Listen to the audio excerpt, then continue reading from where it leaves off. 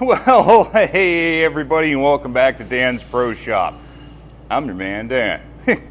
Today, we are working on a weird one. This combobulation of metal and aluminum in front of me here is called a cold knife. And in case you guys are unfamiliar, which I'm betting most of you are, I will try my best to find a suitable clip and insert it here.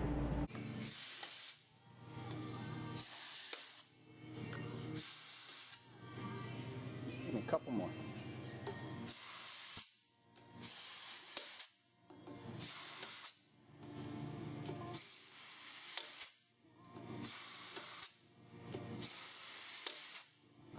So now that you have a little bit better understanding of what this thing is and what it does, let me try to describe that a little bit better than the video. So this thing does two tasks. Not only does it cut the parison that's coming out of the head of the machine, but there is a blunted area on the bottom of this that does something as we call knitting. That actually mushes the molten plastic together, so we have the ability to blow that tube up with air before it goes into the mold.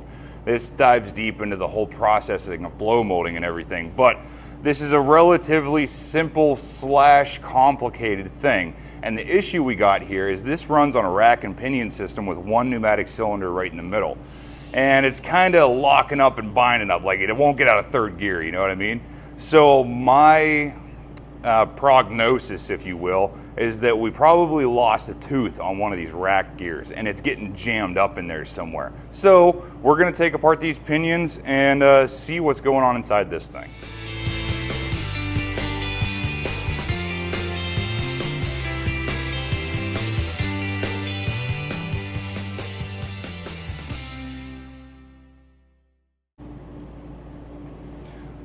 Well, fellas, looky there. My suspicions appeared to be correct. See that there, the pinion gear? Totally wiped out a tooth. So what's happening here, if you guys can see the pinion, or the rack in there that runs on this gear, whenever this thing gets to that spot, there's just a dead lockup. So the plan here is, I doubt very seriously this is the only failure. I mean, it might be, but we don't know that. So I'm going to tear this thing apart, take the bearing cap off of this side, take that gear out, and then separate these guys, clean everything, assess the damage. We may need to source some new gears here, maybe dress up the teeth on the rack, and yeah, let's tear down.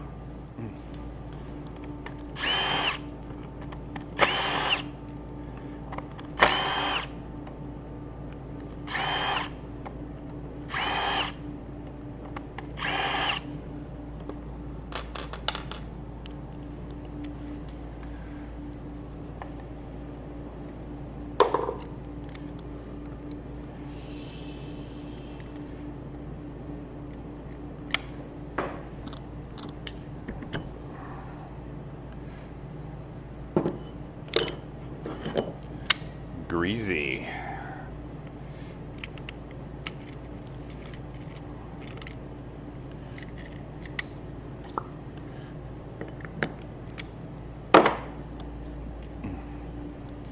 See if we can't yank this guy out of here. Oh. Come on now. Oh. Come on. There you are. Little devil.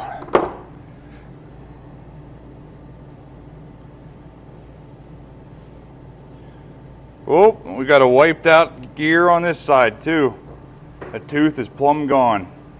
So if I had to guess, this thing got jammed up on one side and just destroyed everything in the process. Here, I see the chunk. There you go. There's our tooth. That wow, this might be more of a bear than I bargained for. Like I said, hopefully the rack gears are savable. Maybe just dress them up with a file, but we're definitely going to need new gears. I don't think we're going to get away with putting these back in. So yeah, we'll just keep going with cleanup and see how bad this rabbit hole is. Just tap it in. Just tap it in.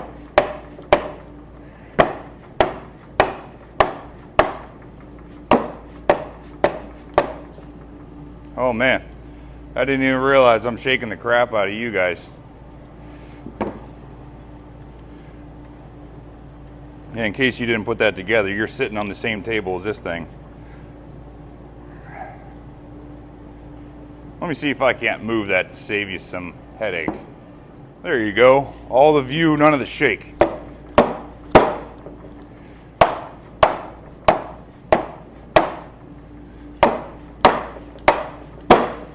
In case you guys are wondering, yeah, this thing has some gravity to it. Needed the forklift to assess the disassembly from the machine.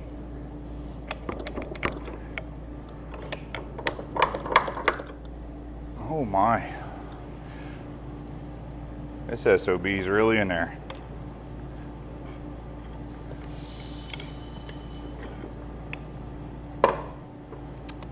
We may have to get creative. So without further investigation here, we're going to take a different approach. Instead of separating these blades to tear them apart, I'm going to disconnect the rear blade here from this pneumatic cylinder and take the stops off the back and see if I can take this whole thing out in one unit. Then I can tear it apart on the floor. Trying to get through these linear bearings one at a time, it's really not happening, especially with the damage that's in that gear. So yeah, that's the next phase. We'll disconnect this pneumatic cylinder here and see how bad that is. There you go, little fella. Take my custom crescent wrench there. It's half the width, specifically made for this particular job.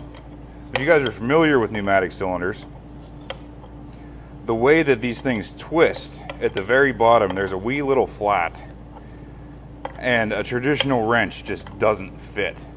And you can't grab onto these things with a pair of vice grips or channel locks or anything, because you damage the chrome on the cylinder, will eventually wipe out the seal on the end of the cylinder.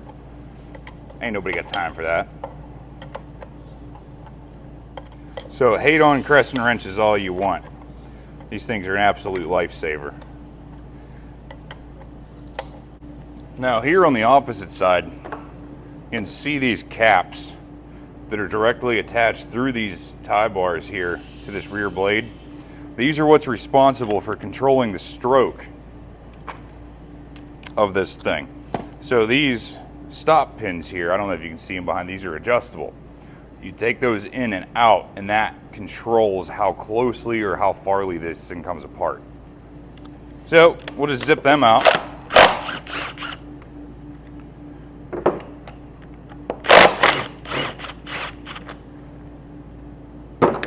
Now, in theory, this whole thing should pull all of those rack gears clean out of the front in one piece. Now that we're disconnected from the air cylinder, these caps are taken off, everything should come out, hopefully. All right, let's put these together.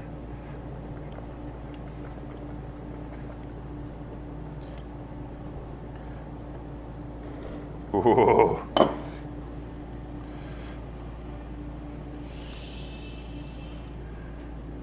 Yeah, I think this thing's gonna be a bear no matter what.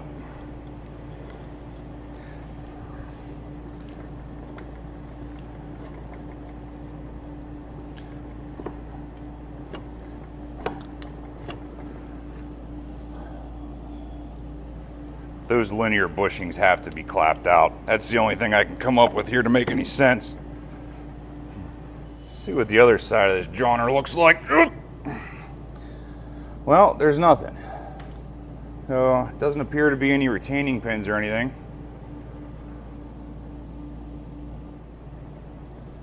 Oh, good Lord. All right, I guess we just keep on the same road here and try to get this thing separated. Gotta keep them separated. Here's a brain fart. We got this pneumatic cylinder disconnected already. Let's throw a chunk of wood in here and use this thing to tear itself apart. Maybe put an inline valve in this to try to control the mayhem a little bit, but that might really get us going here. Let's do that. All right, and we're back.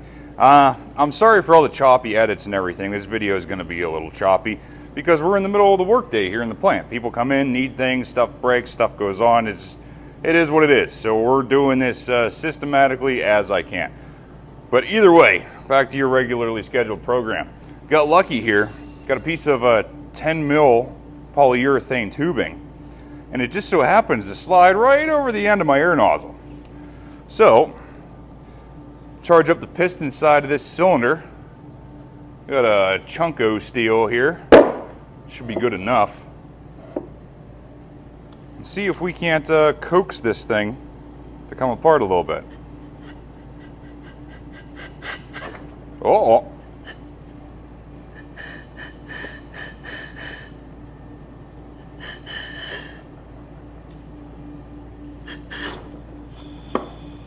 All right, there we go. That's the end of the stroke. So we'll put something else in there. Got us a block of wood, almost the right size, but it will be. Gotcha. All right, let's just keep on pushing.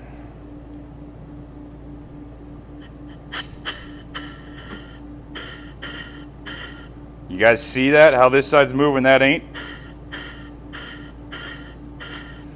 Boy howdy, this is gonna be a little trickier than I thought. Let's see if we can't rearrange that lumber and push some more on the stubborn side.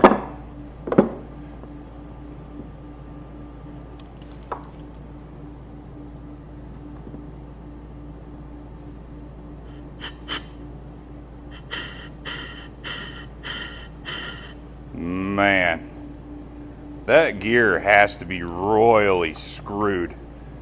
Evidently, whatever damage we have in there, that tooth is so messed up it won't come through the linear bearing. So we may have to take this all the way back through that way as far as it'll go to hopefully expose that damaged spot on the rack.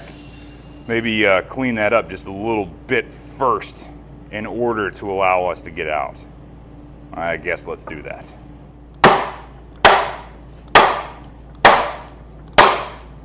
There you go, come on.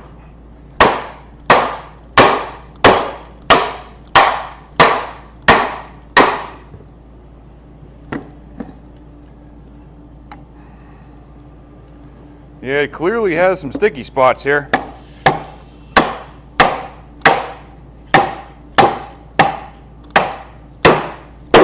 Man. This thing just don't want to play ball, period. Let's take a moment and pause for technical difficulties. All right, so slight progression here. You guys can see here on the table I have the inner blade still attached to the rack gears, and the outer blade I took off. This one was free enough, I could pound it out. It's in the bucket over to get to the parts cleaner. This little devil right here, this appears to be the source of our issues, because I can get this thing to move about 2 inches and it locks up solid. So let me keep on wailing on this thing, see if we can't get this out. Come on. Come on.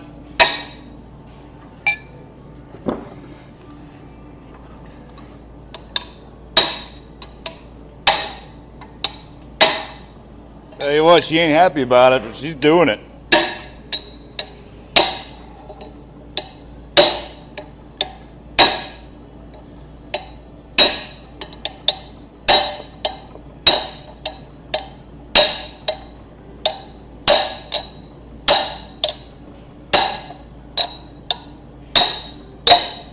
Oh, I think we might be somewhere here.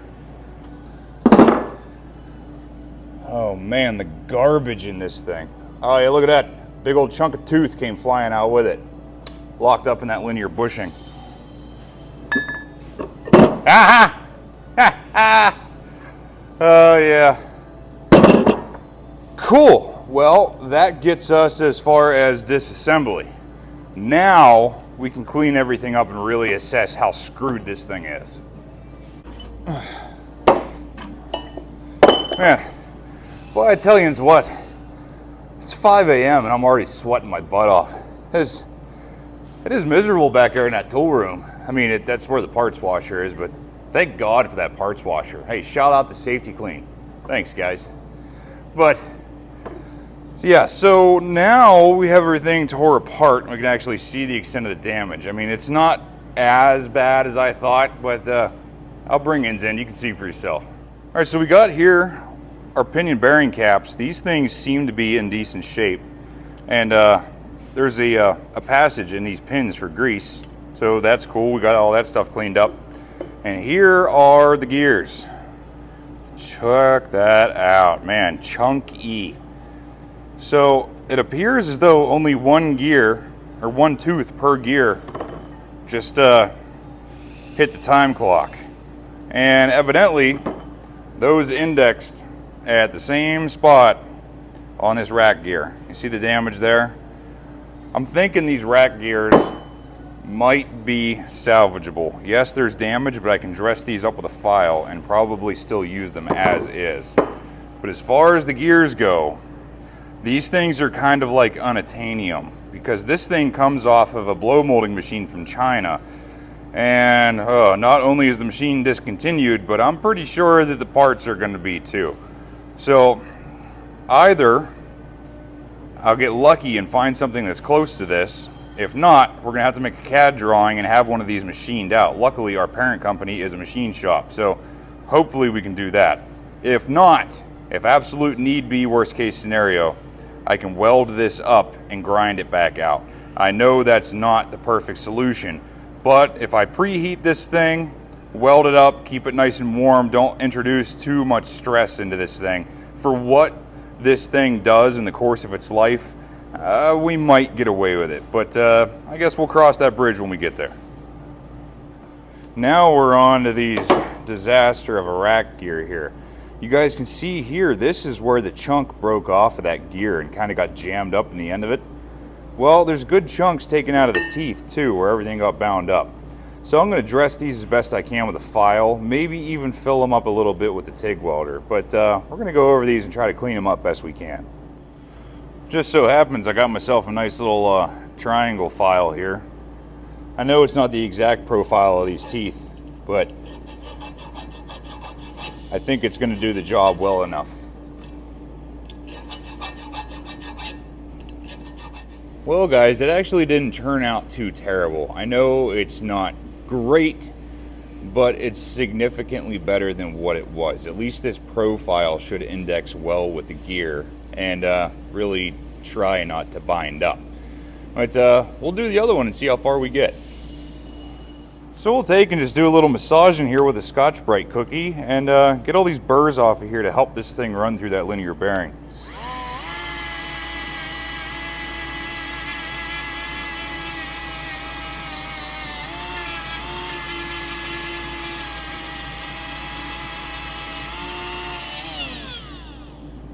And I tell you, this may not be the right tool for the job, but it's definitely getting it done. I'm pretty pleased with this.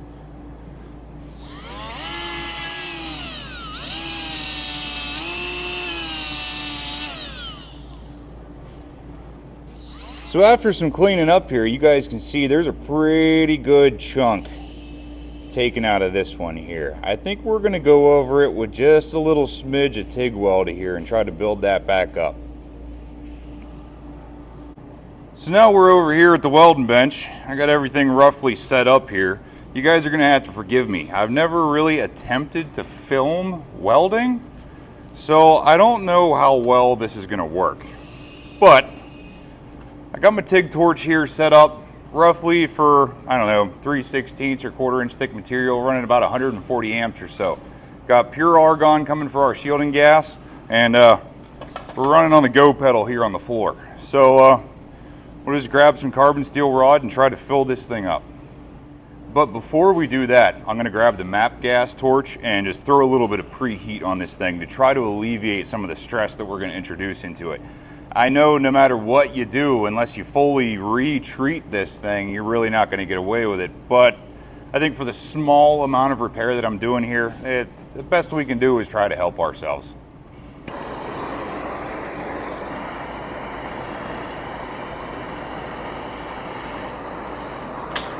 So by doing this, at very least, It'll ensure we bring all the moisture out of our base material here.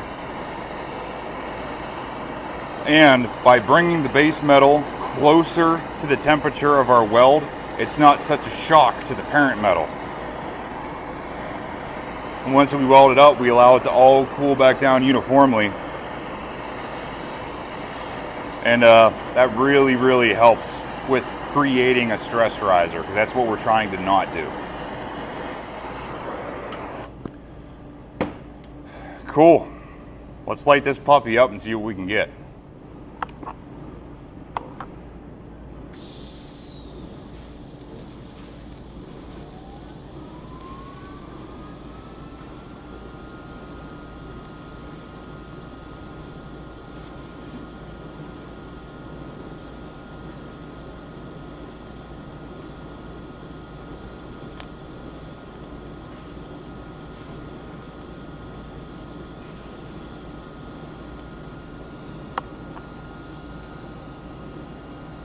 Well, guys, it's not exactly the prettiest thing in the world, but for what we are doing here, we're not going for pretty. We're just going for buildup of material. And that is why I chose this particular process to do this, because you can really concentrate the heat. And not only that, it's really clean. It doesn't produce that spatter like you get with MIG welding. So it really minimizes the cleanup afterward. So here is our finished product. It's not great, like I said. I mean, we have a good bit of buildup that we need to file down, grind down, whatever. But this should take care of that missing chunk and hopefully revitalize the top of this tooth and give it a little more longevity. So same thing like we did over there. Simply gonna take me a cookie. Because I'm trying to be delicate here and not affect the surrounding teeth.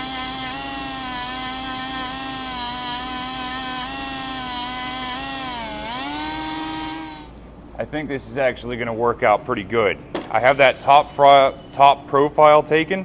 Now we'll come in here with that triangle file and try to get that side profile.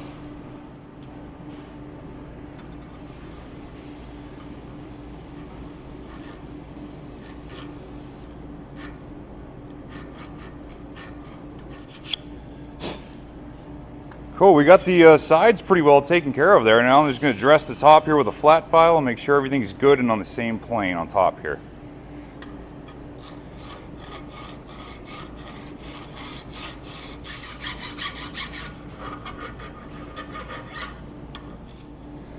Man, I tell yous what, this is not perfect, it's not factory, but if you didn't know that this was a repaired tooth, you'd have a hard time telling.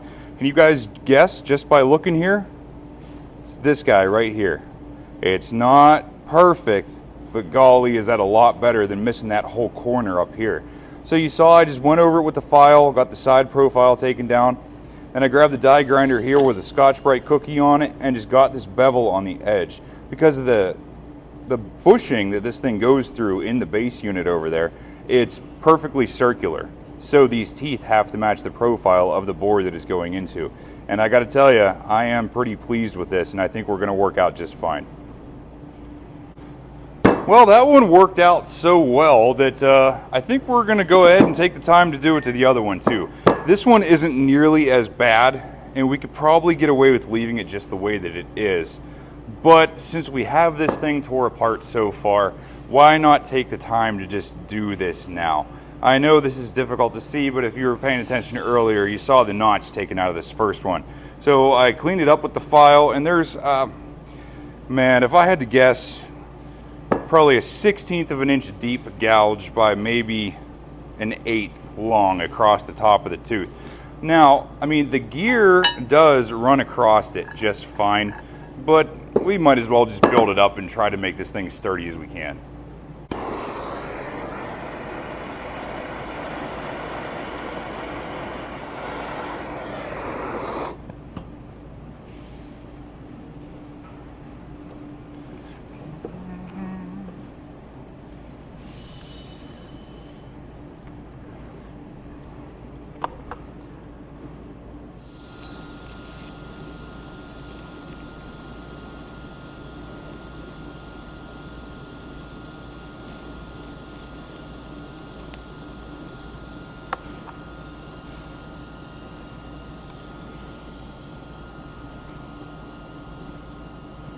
That one worked out great.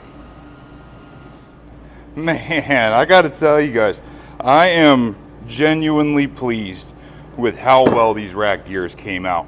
Like I said, you saw it, it's not great, it's not factory, but we have one solid tooth now, so there isn't a dead spot that the gear is gonna go over, you know, collect crud or give it that opportunity to unevenly load a tooth and want to break off. So that's just the way it is with this old one-off import, impossible to get new stuff for. You just have to be really creative with your repairs.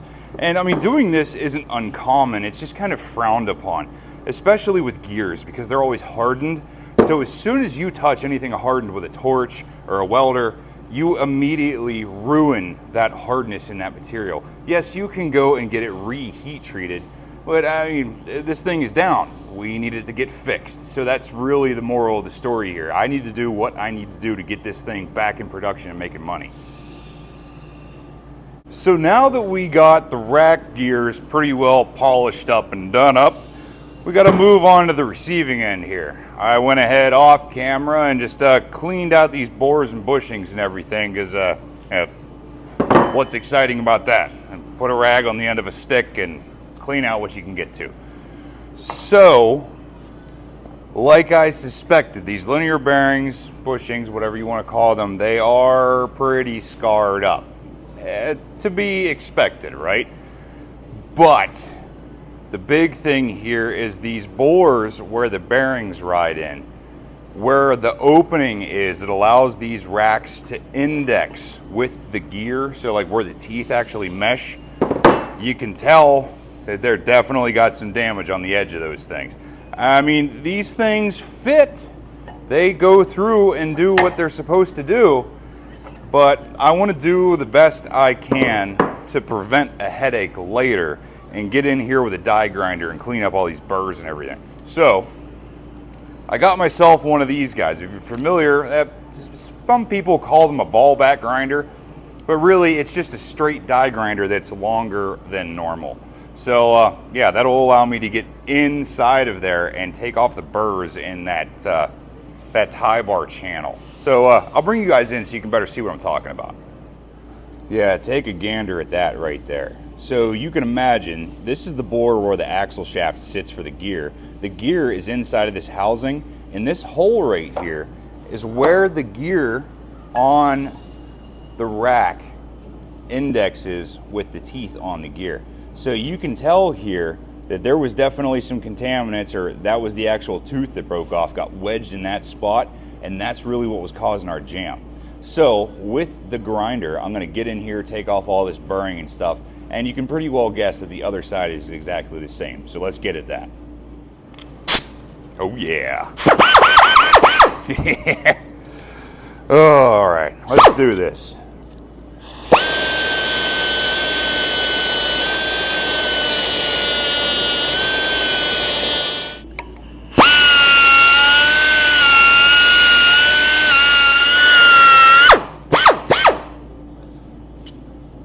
Man, I gotta tell you, I don't think that's anything to write home about, but I'm pretty happy with the process. Now let's clean out the filings and on to the next step.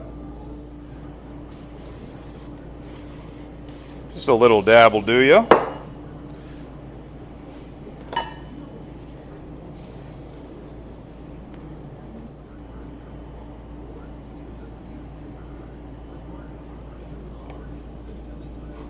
Go ahead and send that on through. There you go. That'll help the medicine go down.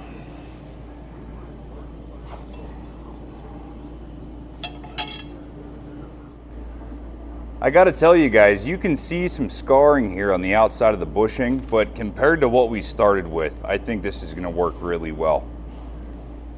Not to mention, I cleaned out these grease passages and added some new Zerk fittings. So before this whole thing goes together, we're gonna check and make sure everything's happy, slam these rods back in and pack it all full of new fresh grease. Well guys, after round 2, going back to the parts washer, I bet you are thinking I forgot about this part, huh? Well, to be honest with you, I almost did. Well, if you guys can see here, these are the gears for the rear blade.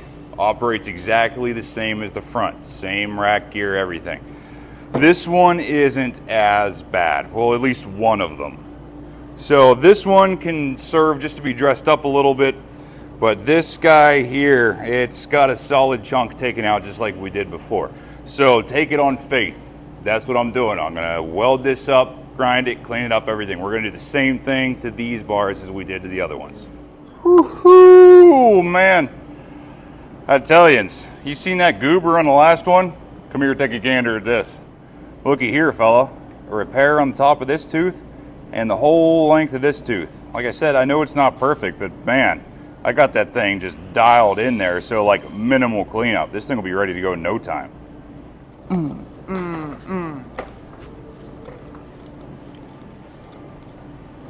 Now, I know I said I wasn't going to show you in this one, but you got to see it. Man, look at that. It's almost like one you'd buy in a store. Now, fellas, we're ready for some reassembly. Since we have all these bearings and everything already cleaned out, let's just help our cause a little bit. Get in here with a finger full of grease. Get all these bushings nice and goopy. Get everything ready to go. There are dust cap seals on the end of these things to try and help prolong the life of these bushings. So do the best I can to let those do their job. Like I said, I placed new Zerk fittings in the top of this thing, so once it's together, we can go ahead and pack the whole thing correctly. But this is just like putting new pistons in an engine. Assembly lube, man, it goes a long way. Cool. Got to make sure that we do this correctly, because there is an orientation and a like a procedure here in the order how stuff goes together. So this is the inner one. Make sure that we have the orientation of the blade correct. Oh, would you look at that? You guys saw me fight hair and nail to get this thing out of here, and now just whoop. That's nice. So now that we have the inner blade all in, indexed, everybody's happy. You see on the end of the inner blade here, it also has bushings. That is what the rack gear rides through to reach the front knife. So, same thing. Let's help ourselves and give a healthy dose of dead dinosaurs here and install the front rack gear through the rear. There we go. Oh, that's a nice. It's almost like that's what it's supposed to do. We'll just throw the front blade back on here. We'll tap, tap, taparoo. Install some hardware. I tell you what, let's get some Loctite for these just because I want to be happy. Got us a little dab of blue Loctite. Let me emphasize that again, blue. You put red in here, you're going to be screwing the next guy. And 9 times out of 10, the next guy is you, i.e. me. So, yeah, a little bit of insurance policy without shooting myself in the foot. Tighten these things down and, pop! Somebody moved my gun.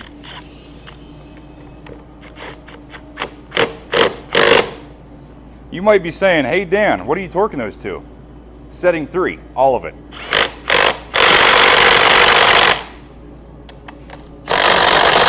Now we have these together. The last thing to do up here is to reconnect the pneumatic cylinder to the rear blade.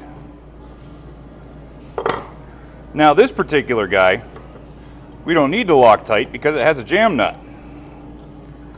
So we simply just need to get this fella home. Maybe, if it wants to play ball here.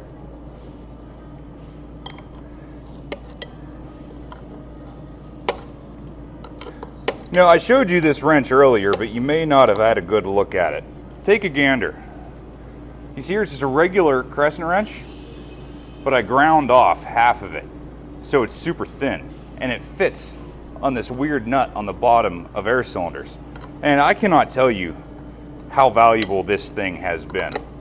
Because like I said, 90% of air cylinders only have this wee little sliver of a flat on the bottom. And you just cannot fit a regular wrench on there, and it's an absolute bear. Now we got all that garbage up front and taken care of and re-hooked up. We're back here again to these stop posts. So if you guys see here, this bolts onto the back of these racks, and they come and buck up against these.